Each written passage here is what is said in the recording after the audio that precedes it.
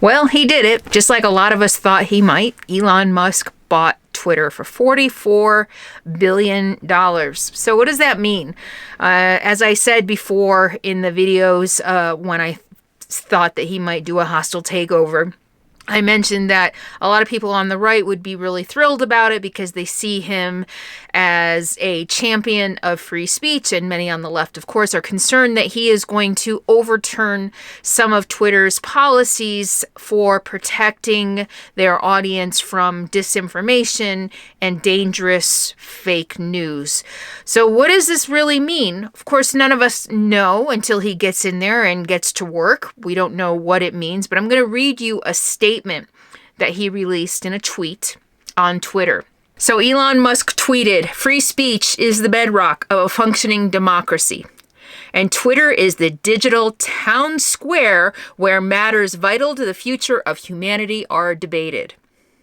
I also want to make Twitter better than ever by enhancing the product with new features, making the algorithms open source to increase trust, defeating the spam bots, and authenticating all humans. Twitter has tremendous potential, and I look forward to working with the company and the community of users to unlock it." What a hero, right? What a hero Elon Musk is. He wants to unlock the town square of humanity for all of us. What an altruistic guy, right? What an altruistic guy. I still can't get over the idea that if he were truly altruistic, he could have taken $44 billion and ended world hunger. I mean, he could have done so much. With half of that, the lives he could have changed. And as I said before, he could have invested that in schools. And he chose to spend $44 billion on one of the most powerful communication platforms of our time. I have questions. I have suspicions.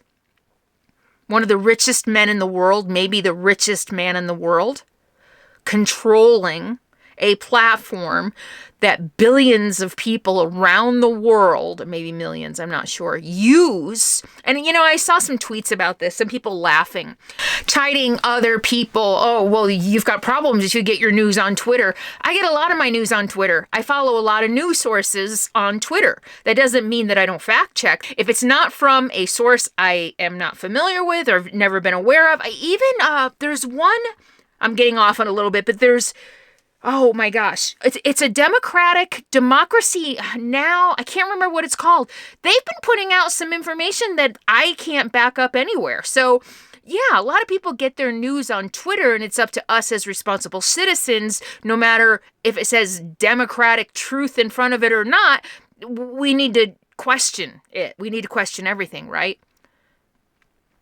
So, yeah, a lot of people get their news on Twitter. A lot of people get their information on Twitter.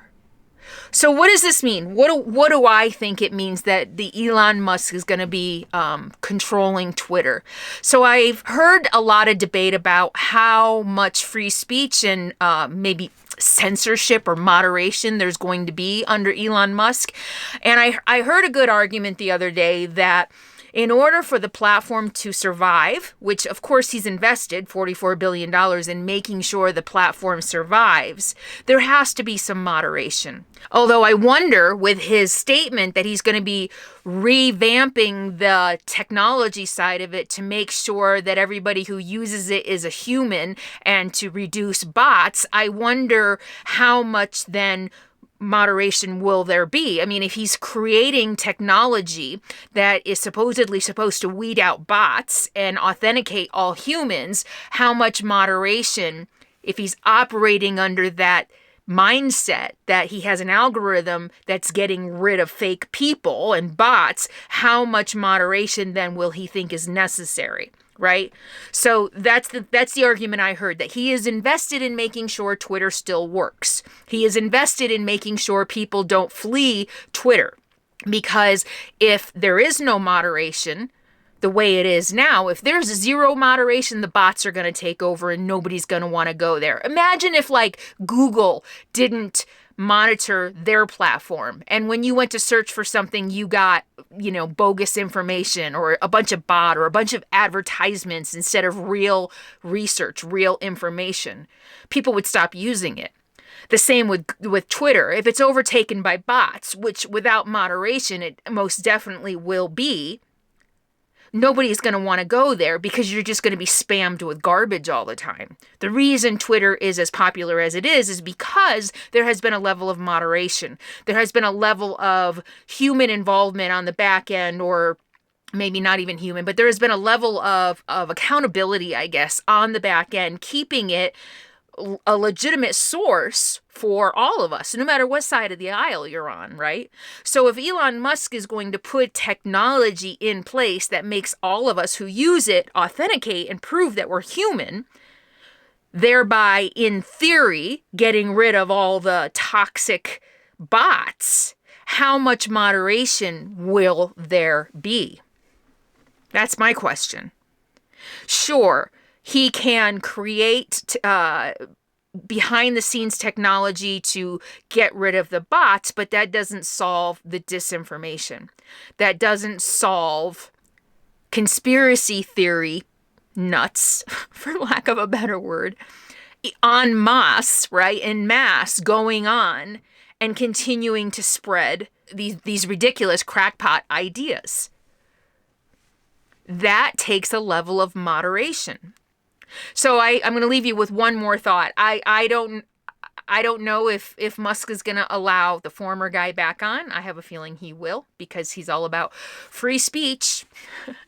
No matter how much that free speech might be to the detriment of democracy. That's the interesting thing about his statement. I care about democracy. That's why I'm a defender of free speech. We're in a new frontier. And this ties into the final point I wanted to make. We are in a new frontier. The internet is brand new on the grand scheme of humanity and even technology. It's brand spanking new. We're still trying to figure out how we should monitor it, how it should play, what role it should play in our lives as far as information. There's a lot still that's not known about the effects it has on us as human beings and as a society. And I heard, this is the point I wanted to make, I heard recently that an interview with a social psychiatrist, wish I could remember his name. If I can find it, I'll put it in the video description. He wrote a book about the effect of the internet on humanity and individuals. And what he said is that someday we're going to look back on these early days of the internet with the same horror with which we look back on many of the things that are now more regulated. Cars and seatbelts, pollution, like helmets for kids and car seats for kids. I mean, there was a time we all rode around without helmets. We all rode around without seatbelts. We all rode around without car seats and all the other protections we have in place now. And now most of us look back at that in horror. How did we ever survive? A lot of experts think that that is exactly where we're at in the age of social media. We're in the very early stages, and someday we're going to look back and say, how did we ever allow that to happen?